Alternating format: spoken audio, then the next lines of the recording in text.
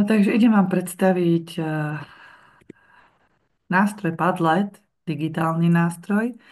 V oblasti digitalizácie, keďže vlastne vo vzdelávaní v súčasnosti sa využíva dosť veľmi veľa online platformiem a nástrojov, tak my Padlet často využívame práve v projektovom vzdelávaní. Projektové vzdelávanie je súčasťou aj nového kurikula. A Padlet nemusíte využívať iba na projektovom vzdelávaní, k čomu som vlastne aj ja mala workshopy, že nie je to nástroj len v projektovom vzdelávaní, dá sa využiť aj na predmety, na rýchlu spätnú väzbu, tak poďme si ten nástroj troška predstaviť a potom si skúsime samotnú registráciu. Takže čo sa týka Padletu, ak pôjdeme na stránku www.padlet.com, po anglicky teda padlet.com, tak sa dostanete na túto úvodnú stránku, ktorá vyzerá asi takto. Bez toho, aby som sa prihlasovala, registrovala, vľavo si viem pozrieť informácie o Padlete. Ak si kliknete na slovíčko Padlet, tak ste vlastne na tejto úvodnej stránke. Ak sa kliknete na slovíčko Panel, tak sa vám objaví panel, kde vám možno dá tú takú základnú informáciu, že je to vlastne nejaká board, ako keby tabuľa, kde organizujete a prezentujete čokoľvek, čiže je to taká virtuálna nástenka. Vždy je tu vysvetlené, že ako to funguje, čiže máte tu v takých bodoch a dole hneď je aj video k tomu, že každá nástenka je úplne taká čistá na začiatku a môžeme pridávať texty, obrázky, videá, ale aj prezentácie, odkazy na iné webové stránky, odkazy na YouTube, Vimeo a ďalšie veci. A potom si vieme túto nástenku zdieľať s ostatnými, môžu spolupracovať, komentovať, pridávať veci, záleží od toho, na čo chceme, aby táto nástenka slúžila. Či pre mňa, aby som odovzdala nejaké informácie ostatným a môžu si tam aj stiahnuť Wordový dokument, PDF-kový dokument, prezentáciu alebo mať nejaký odkaz. Alebo chceme ako spoločnú kolaboratívnu prácu, keď chcem vyzberať nejaké veci a informácie od žiakov a teda môžeme aj spolupracovať.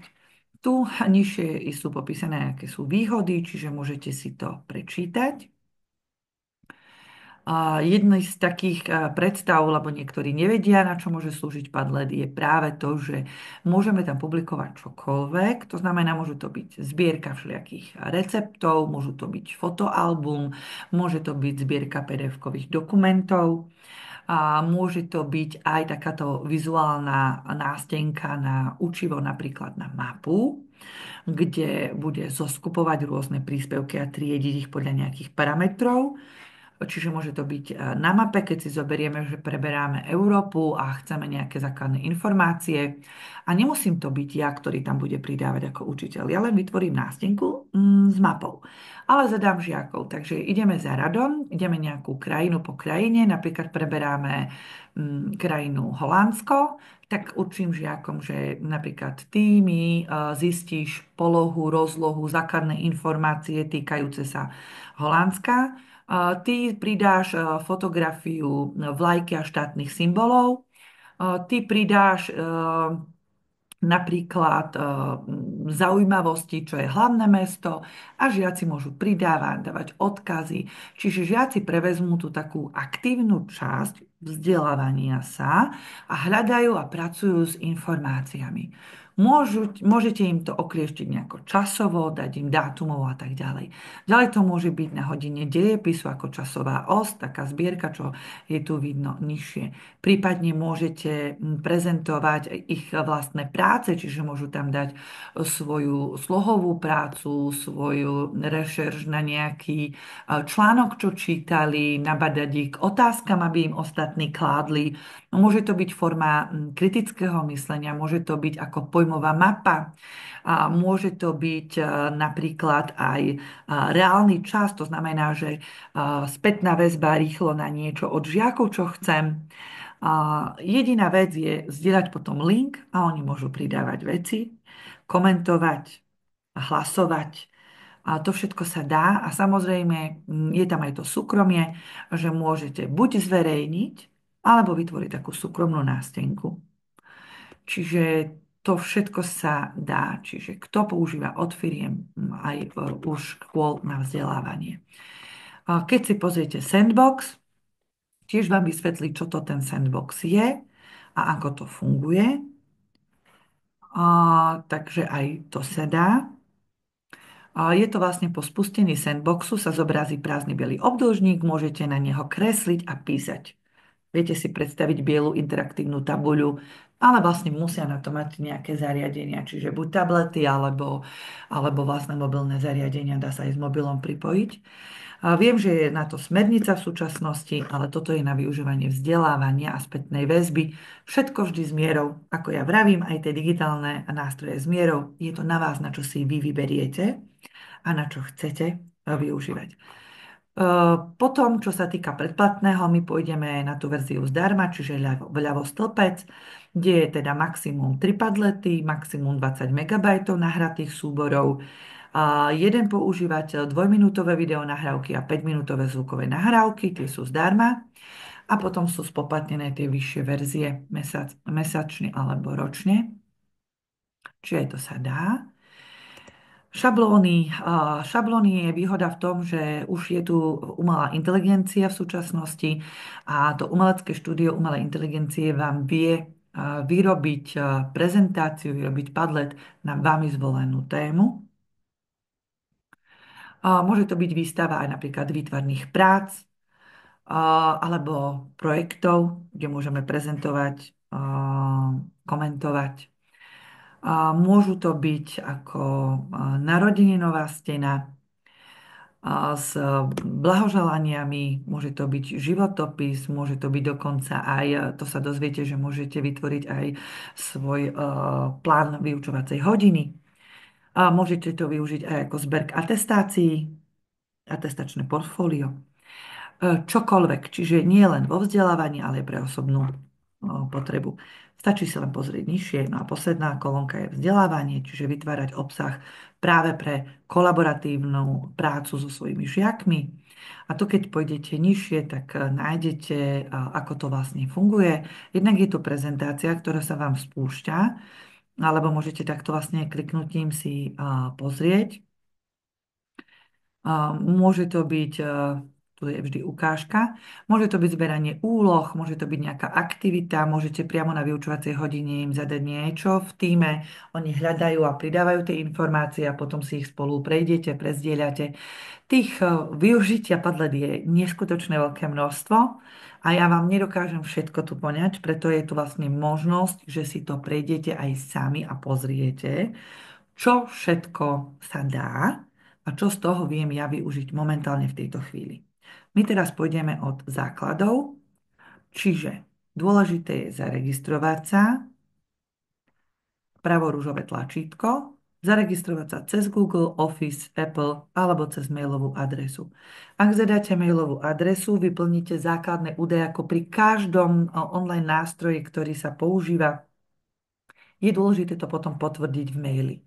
Takže vám príde na mail to potvrdíte a potom sa vlastne prihlasujete s tým, ako ste sa zaregistrovali. Takže pevne verím, že sa vám podarilo zaregistrovať, potvrdiť e-mail, čiže musíte tú mailovú adresu, ak ste zadali, ju potvrdiť, čiže otvoriť mail, kde vám príde správa, kliknete na tú správu, tým pádom to potvrdíte a vrátite sa späť na padlet.com. A teraz už nepôjdeme cez rúžové tlačítko zaregistrovať sa, ale cez prihlásiť sa. Čiže dáte prihlásiť sa a dáte si, cez čo sa chcete, cez čo ste sa teda zaregistrovali. Ja som sa zaregistrovala na viaceré adresy, takže ja sa teraz prihlásim cez svoje Microsoft konto. Ja už tu mám zapamätané heslo. Vy, keď ste sa prihlasovali cez mail, tak musíte sa prihlásiť cez mail. Čiže cez mailovú adresu, zadať to heslo, čo ste si zadali a budete teda na vašom padlete. Ako náhle ste tam, tak vpravo je vlastne o vás základná informácia. No a môžeme priamo vytvárať nástenku. Ja si teda dám, pretože ja už tu mám niečo takže vytvorené mnou. Mám tu dva online nástenky, čiže môžem ešte jeden Padlet vytvoriť a teraz vám ukážem, ako sa vytvára úplne prvý. Ak od vás pýta, že či ste učiteľ, tak to potvrďte. Nemusíte všetko vyplniť, dá sa to preskočiť, dá sa to potom dať aj neskôr. To už záleží na vás.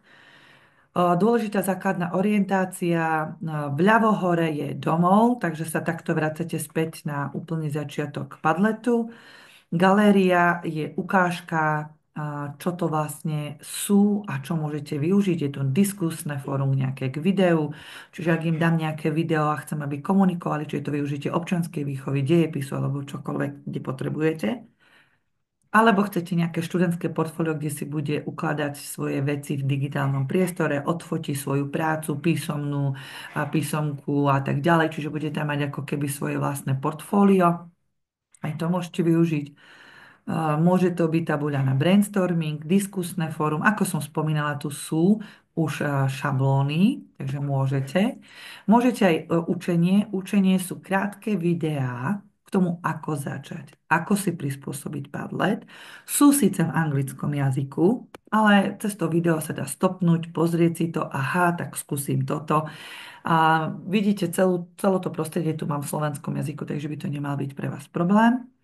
Vy si viete tie videá spustiť, sú krátke, do minúty alebo minúta 15, myslím, že a minúta 30 je tu asi najviac. Ale môžete si pozrieť to použitie šablóny Padlet, na čo sa všetko dá, ako sa zmení veľkosť príspevku, fotografie, všetky tu informácie sú v krátkých videách, čiže aj vy si viete sami pozrieť videá, keď teraz niečo nezachytíte. Pridať sa, teraz to nebudem riešiť, ale dá sa teda aj pridať a vytvoriť, budeme vytvárať svoj vlastný, takže my ideme vytvoriť. No a vľavo sa vám objavili, že začať úplne od začiatku, šablóna umelej inteligencie alebo šablóny.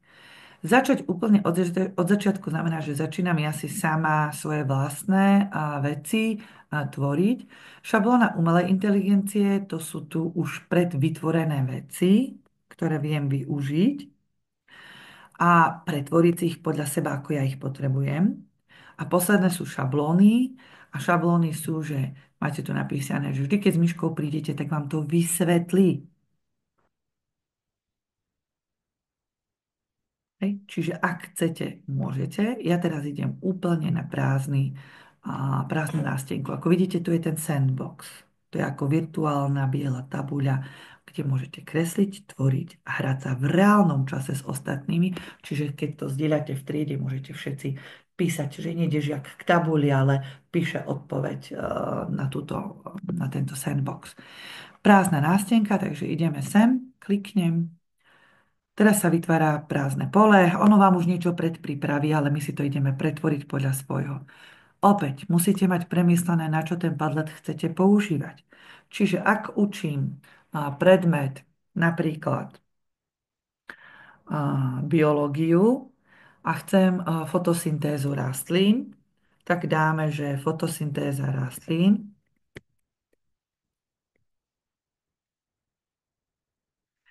Môžete si dať aj, v akom ročníku to beriete. Takže môžete si zadať ročník, prípadne triedu. No a teraz záleží od formátu, ako chcete. Či to bude nástenka, či to bude takýto zoznam, či to bude nejaký harmonogram, mriežka, plátno alebo mapa. Ja si nechávam teda nástenku.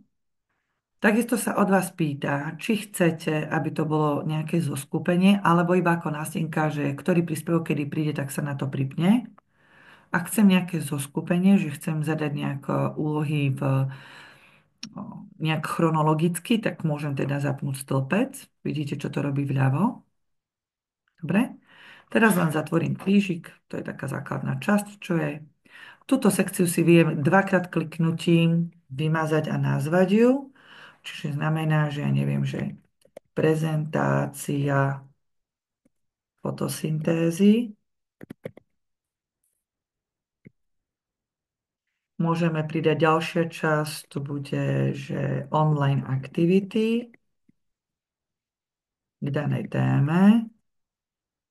Môže to byť sekcia, že moje pozorovanie.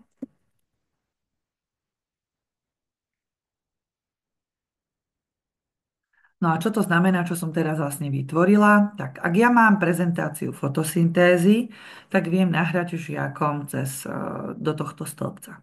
Ak ja chcem, aby robili oni prezentáciu, tak nahrajú oni svoje prezentácie sem. A si ich pozrieme a porovnáme. Ak ja chcem im tu nahrať niečo, tak cez to plus, to isté robia aj žiaci. Do daného stĺpca, podané učivo, nahrávam, čo som im zadal alebo zadala.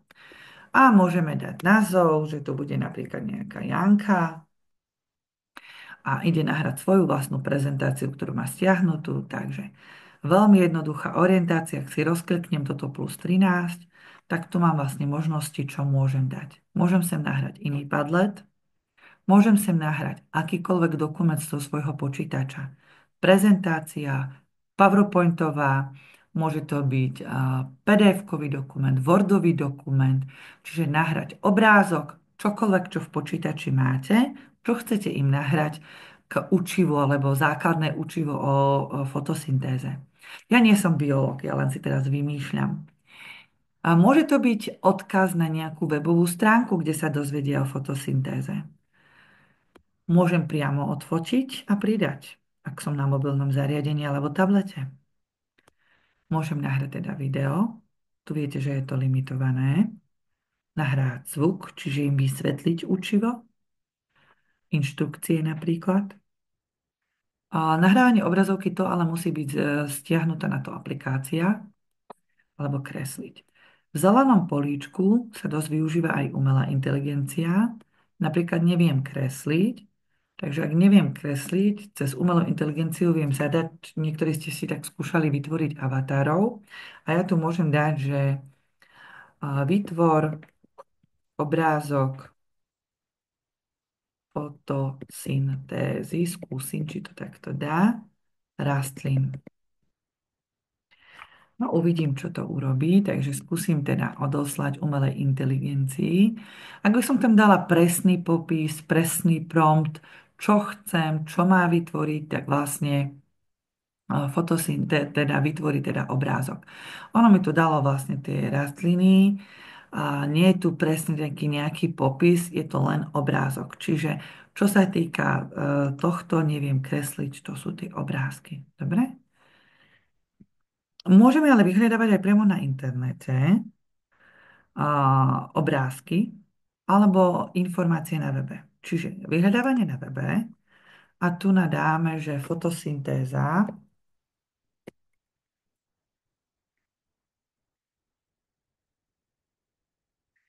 Takže máme tu nejaké stránky na vysokú školu, tu je PDF-kový nejaký dokument, môžeme teda nahrať a pozrieť si tie veci alebo priamo to dať.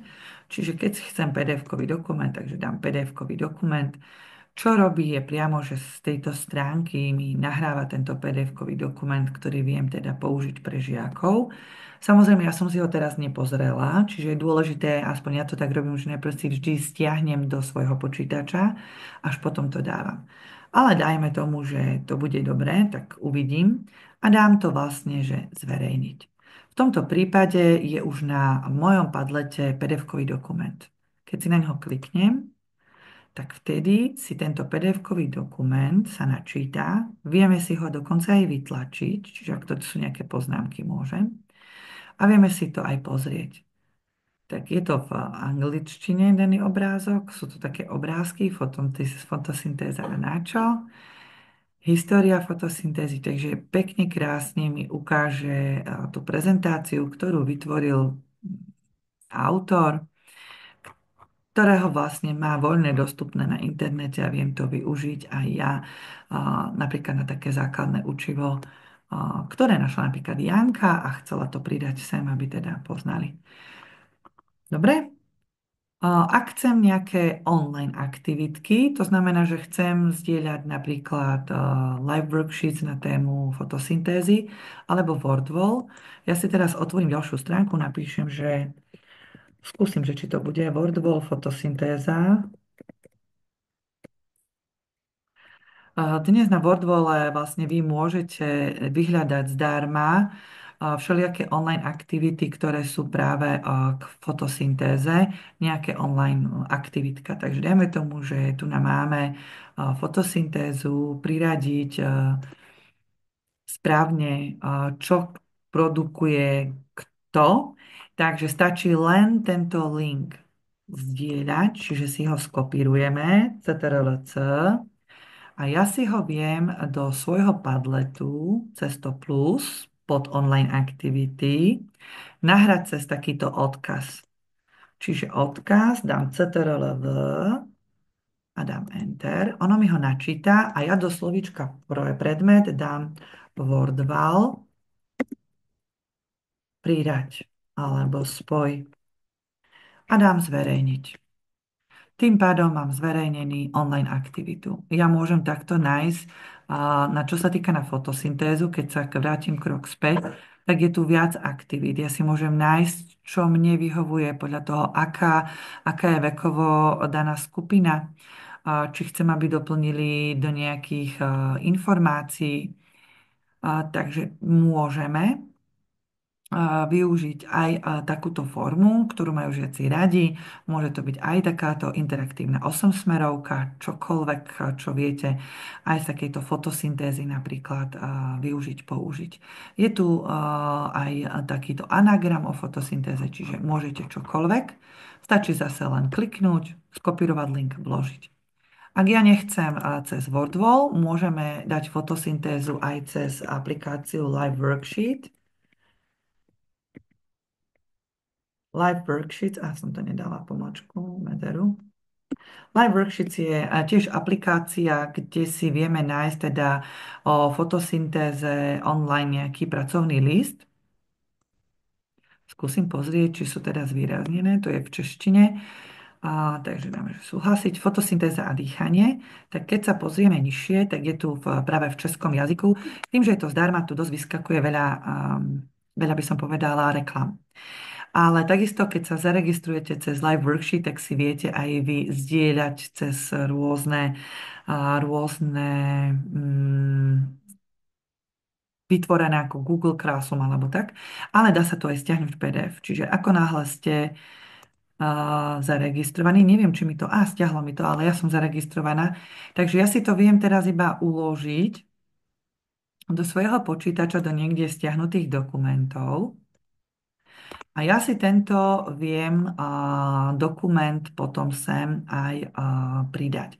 Ale už to nie je online aktivita, čiže možno by som to dala sem. Prezentácia fotosyntézy, dám, že nahrať, stiahnuté súbory, kde som si teda stiahla tento PDF-kový dokument, dám ho otvoriť, ono ho vám načíta a dáte si zdieľať, zverejniť. Tým pádom žiaci už majú aj takýto online pracovný list. Moje pozorovanie je to, že žiaci môžu aj svoje vlastné videá, fotografie zistiť, že tak v tejto rastlinke prebieha fotosyntéza, táto rastlinke neprebieha, lebo je suchá. A prečo? Lebo už tam neprebieha v nej život. A prečo neprebieha v nej život? To sú veci, ja teraz neviem odborne sa vyjadrovať, ale takýmto spôsobom môže fungovať nejaká spätná väzba. Takisto môžu aj žiaci dať vám spätnú väzbu na tie online aktivity, ktoré ste im zadali, alebo Kahoot kvízy napríklad. Takže vy viete, že môže pridať komentár, že napíše, že Janka, táto aktivita sa mi páčila, podarilo sa mi to, prikladám screen svojej úlohy splnenej. Ak to je Wordwall vami vytvorený, tak dokážete si pozrieť aj spätne výsledky žiakov. Takže to je také interné, externé alebo úložisko na také aktivity na vyučovaciu hodinu. Toto je jedna z fóriem, však môže to byť len diskusné fórum, problémová úloha.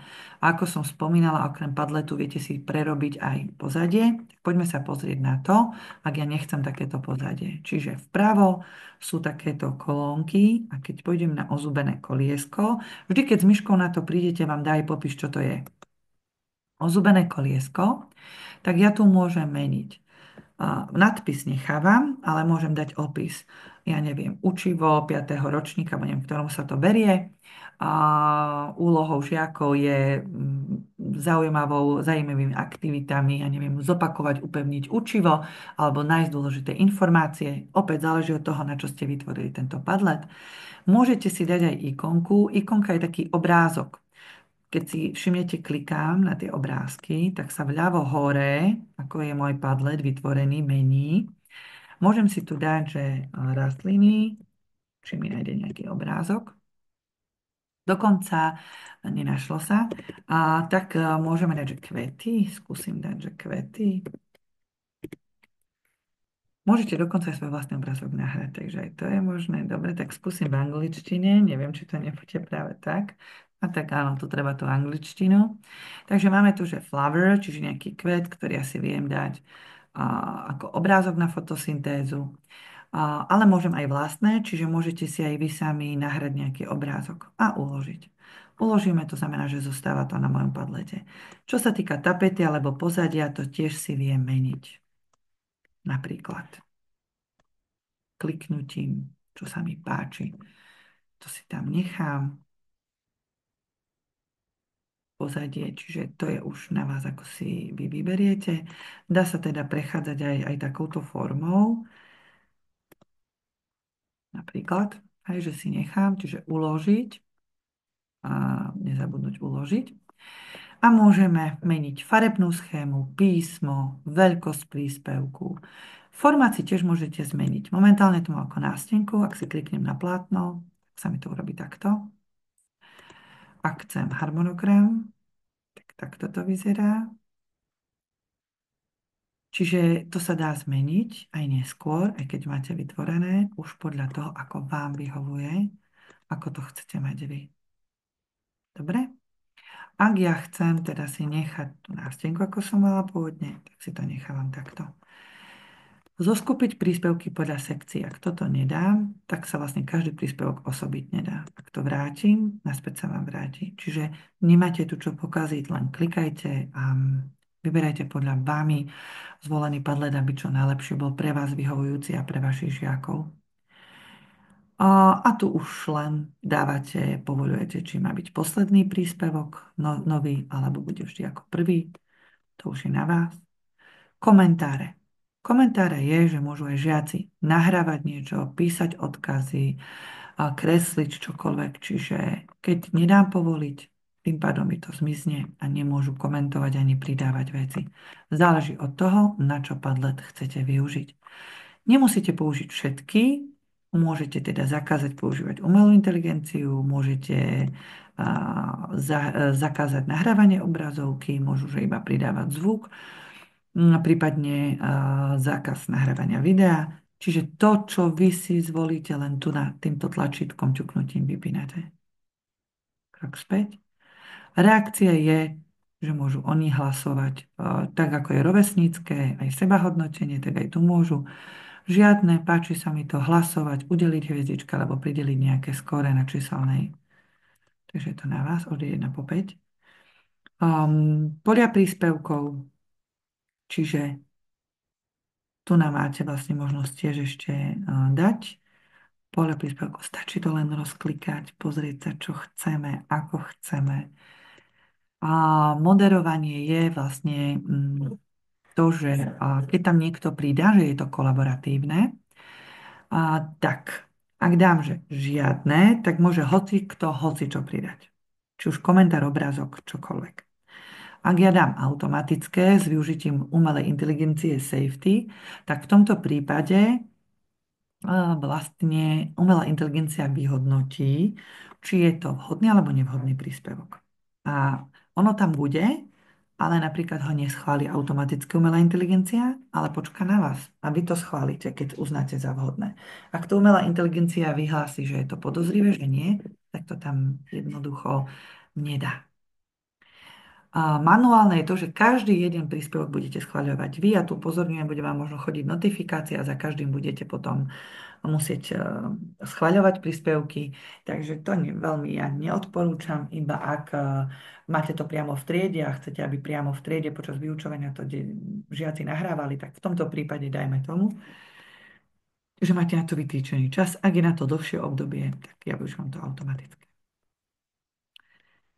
Základná orientácia. Teraz, ak máme vytvorený Padlet a chcem, aby žiaci pridávali nejaké veci, napríklad pod moje pozorovanie, tak stačí to zdieľať žiakom. No a zdieľať. Vpravo je ten stĺpec, pod vašou kolónkou vášho mena je takáto šípka, otvoriť panel zdieľania a tu je vlastne zdieľať. Alebo spolupracovníci. Spolupracovníci znamená, že povolím niekomu pretvoriť celý tento Padlet. Dám mu teda práva rovnaké ako mám ja. Ak nie, tak nechávam iba, že môže byť písateľ. Dobre?